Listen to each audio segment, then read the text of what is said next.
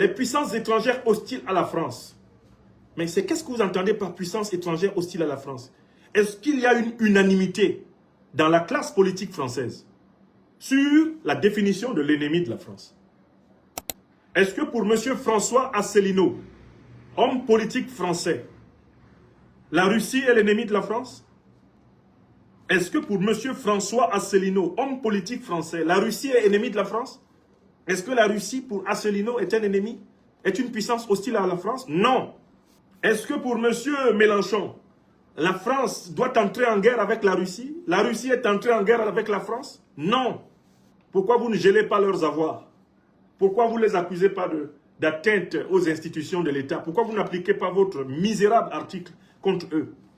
Puisqu'ils défendent des positions proches des miennes. Je prends un autre homme politique.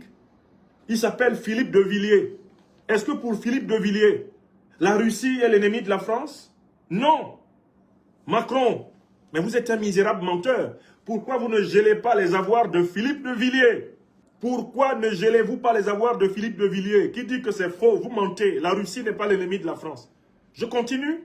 La liste des hommes politiques français qui ne considèrent pas la Russie comme ennemie de la France.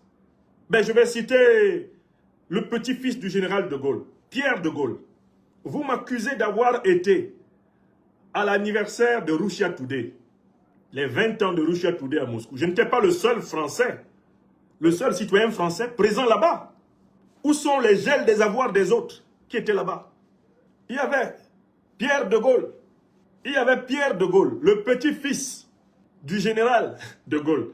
Il était avec moi à la célébration des 20 ans de Russia Today.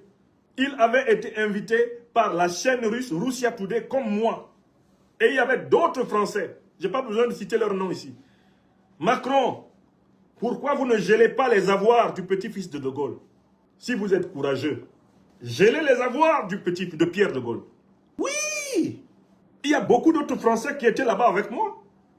Vous avez leur liste. Vos espions étaient là-bas pour voir quels sont les Français qui étaient présents. Je n'étais pas le seul. Pourquoi c'est sur moi que vous vous acharnez? Pourquoi c'est sur moi que vous appliquez votre loi scélérate?